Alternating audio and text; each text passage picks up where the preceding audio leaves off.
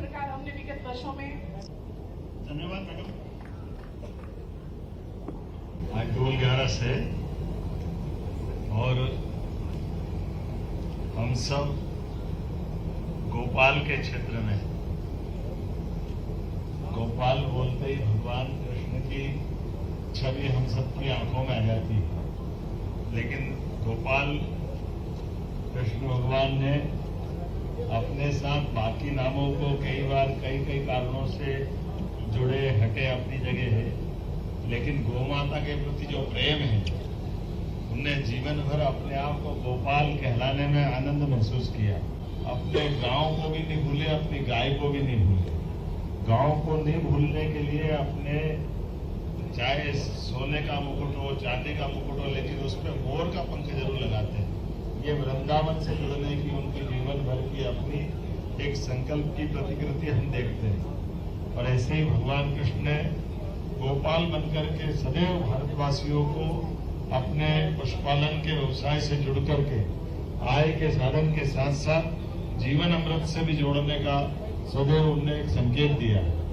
इस अवसर पर सभी दुग्ध संघ के अधिकारीगण, कर्मचारीगण, आउटसोर्स के सभी बंधुओं, पत्रकार साथियों,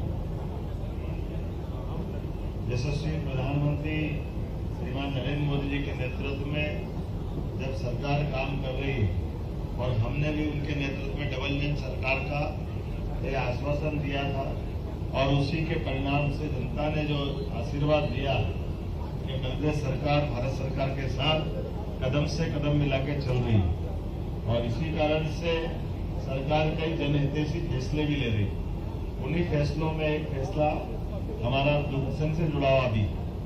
आप सबकी जानकारी के लिए कि हमारे पास दुग्ध संघ के माध्यम से अगर भारत में दूध के उत्पादक प्रदेशों की बात करेंगे तो भारत में तीसरा सर्वाधिक दूध उत्पादक राज्य की गिनती में मध्य प्रदेश आता है। जो नंबर 1 और 2 पे है वो राज्य है क्रमशः उत्तर प्रदेश और राजस्थान।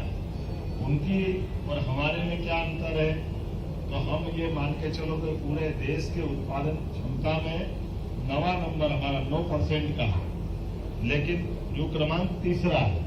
और ये राजस्थान और अगर उत्तर प्रदेश की बात करें तो ये 18 से 20% तक दूध उत्पादन करवाते हैं। राजस्थान ने पिछले 4-5 साल पहले MOU किया और उनने अपनी उत्पादन क्षमता बढ़ाने में कुशलता हासिल की। यही स्थिति हमने जोड़ी है कि हमारे यहाँ लगभग आज की स्थिति में 51,000 से ज्यादा गांव है और बड़े पैमाने पे दूध उत्पादन की क्षमता, योग्यता सब कुछ है, लेकिन हमारी दो दुविधा है कि दुग्ध संघ के माध्यम से 1980 से जो हमने कदम बढ़ाए, तो ये मालवा का बेल्ट, जैसे इंदौर दुग्ध संघ हमारा बहुत अच्छा है, 700 करोड़ का टर्नओवर है, काफी बड़ा आपका रिच इलाका है, तो लगभग अब बहुउद्देशीय सहकारी पैक्स सोसाइटियां बनाने का पूरे प्रदेश में आह्वान हुआ। तो हमारा अपना प्रयास रहेगा कि दोनों प्रकार से हम बढ़े, हमारा दूध उत्पादन भी बढ़े, दूध की कोऑपरेटिव का काम भी बढ़े, लेकिन एक भी अधिकारी कर्मचारी को कोई VRS नहीं देंगे, किसी को बाहर नहीं जाने देंगे, उनको अपने इसके संघ के साथ जोड़ के रखेंगे। अधिकारी कर्मचारी के साथ साथ आउटसोर्सेस के भी, जैसे यहाँ लगभग हमारे 900 के आसपास आउटसोर्स के लोग बताए, लेकिन सब मिलाकर के ये हजारों की संख्या में है।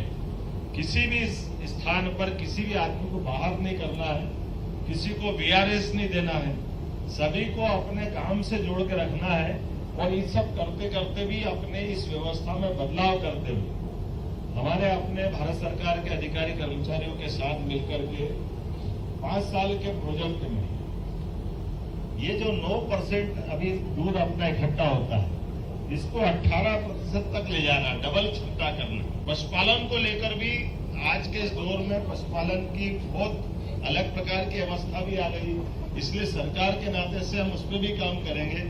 खास करके जैसे गाय के साथ दूध वाली स्थिति है, तो दूध में खरीदने में कोई कठिनाइयां रहती थी, तो वो दूध गाय का भी खरीदेंगे, भैंस का भी खरीदेंगे, और उसके अलावा भी दूध जो बेचने वाला व्यक्ति है, जैसे अपने फसल के ऊपर बोनस देते हैं, ऐसे दूध के प्रत्येक लीटर पे बोनस देंगे। ये काम भी अपनी सरकार के माध्यम से करेंगे। कि भारत बदलते दौर में जब दुनिया की तीसरी अर्थव्यवस्था बनना चाहता है तो हमारे जो भी संभावना के क्षेत्र, ऐसे प्रत्येक संभावना के क्षेत्र में काम करना पड़ेगा। आप सबने मुझे बुलाया और बोलने का मौका दिया। आप सबका आभार, बहुत बहुत धन्यवाद।